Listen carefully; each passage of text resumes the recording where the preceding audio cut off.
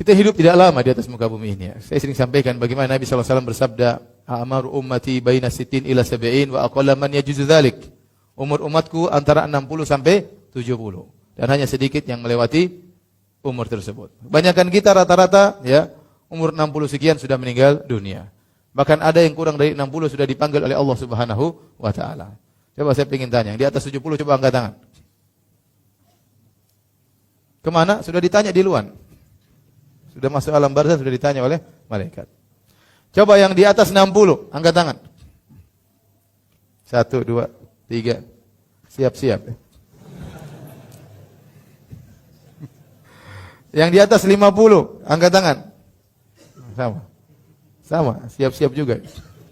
Ya. Terus kita masih terus terlena di atas muka bumi ini. Tahukah Anda bahwasanya umur kita di dunia ini adalah penentu masa depan kita yang abadi di akhirat kelak. Maka jangan main-main dengan umur yang Allah berikan kepada kita. Umur itu nikmat yang akan diminta pertanggungjawaban oleh Allah Subhanahu wa taala. Setiap detik, setiap menit yang Anda lewati penentu kesuksesan Anda atau kehancuran Anda di akhirat kelak. Ya. Saya sering sampaikan juga, sebenarnya waktu aktif kita yang sungguhnya yang efisien cuma sedikit. Taruhlah kita semua meninggal pada umur 60 tahun. Maka dikurangi 15 tahun masa kita sebelum balik. Kurang 15 tahun. Tinggal berapa? 45. Terus kebanyakan kita tidur satu hari 8 jam. Kalau tidur satu hari 8 jam berarti sepertiga umur. Karena satu hari 24 jam. Kalau 60 berarti kurang 20. Berarti 45 kurang 20 tinggal berapa? Tinggal 25. Itu yang tidurnya 8 jam. Ada yang 11 jam, tergantung. Taruhlah kita tidur normal 8 jam, berarti umur kita sudah 60 kurang 15 kurang 20 berarti tinggal berapa? 25, tinggal sedikit 25 tahun. Nah, 25 tahun ini buat WhatsAppan, buat Facebookan, buat Instagraman ya. Buat ibu-ibu lihat tas-tas, lihat macam-macam, lihat buka Instagram, lihat tas-tas berbagai macam model padahal duitnya enggak ada ya. Berapa habis waktu? Kapan kita membaca Quran? Kapan kita mau berbakti sama orang tua? Jadi kan sebenarnya waktu kita sebenarnya di dunia cuma sedikit. Maka berhati-hatilah, jangan terpedaya. Saya tidak melarang kita menikmati dengan dunia. Dunia tidak ada yang mengharamkan selama kita gunakan sesekali. Tapi kalau terus-terusan kita lalai, kita terpedaya, ya.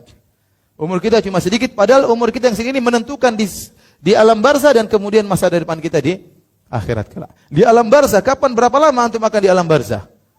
Kita tidak tahu. Antum masuk alam barzah meninggal. Menunggu kapan hari kiamat, waktunya lama. Bisa jadi lama. Nenek moyang kita ada yang sudah 1000 tahun di alam barzakh. Dan bagaimana kondisinya di alam barzakh tersebut berdasarkan 60 tahun waktu dia di dunia. Penentu di alam barzakh. Bisa jadi di alam, sebagian orang di alam barzakh sudah mungkin lebih daripada itu, sudah lama. Kemudian antum dibangkitkan di padang mahsyar yang kata Allah Subhanahu wa taala fi yaumin kana miqdaruhu 50 alfasana. Yang satu hari ukurannya seperti 50.000 tahun. Apa bandingannya 60 dengan 50.000 tahun? Setelah antum melewati fase alam barzah, antum disidang, dihisab, kemudian ditimbang, akhirnya masuk surga atau neraka. Dan itu abadi selama-lamanya. Selama-lamanya. Maka berhati-hatilah. Ya ikhwan, hidup kita tidak banyak, ya. Semua itu ditentukan dengan 25 tahun efisien yang ada yang kita hadapi sekarang ini. Maka saya ingatkan, setiap detik, setiap menit, setiap jam itu penentu masa depan antum di alam barzakh maupun di akhirat. Oleh karenanya pantas jika Utsman bin Affan radhiyallahu anhu kemudian menangis tatkala dia berada di pinggiran kuburan, dia merenungkan bahwasanya inilah ujian pertama. Sebelum ujian-ujian lain, kita akan menghadapi banyak ujian. Makanya Allah berfirman, "Laqad khalaqnal insana fi kabad." Sungguh kami telah ciptakan manusia dalam kondisi kabad, dalam kondisi susah payah. Sejalan susah payah, kemudian dalam perut dia payah, dia melahirkan orang tuanya, lahir juga dalam kondisi payah, menjalani kehidupan juga dalam kondisi payah, kerja dan macam-macamnya. Di alam barzah juga dia merasakan kepayahan. Kemudian dibangkitkan juga dalam kondisi kepayahan, di padang mahsyar dalam kondisi payah, disiksa dalam kondisi payah, ditimang dalam kondisi payah, dalam kondisi sulit. Ya. Oleh karenanya hati-hati. Dan pertama yang kepayahan yang sulit yang kita hadapi, ujian yang pertama begitu nyawa kita dicabut adalah 3 pertanyaan ini. Man rabbuk? Siapa Tuhanmu? Kemudian Wa madinuk, apa agamamu? Kemudian waman nabiyuk. Siapa? Nabimu. Ya. Kalau antum beriman, antum ternyata meyakini hal tersebut karena 3 pertanyaan semua masalah akidah. 3 pertanyaan ini semua masalah apa?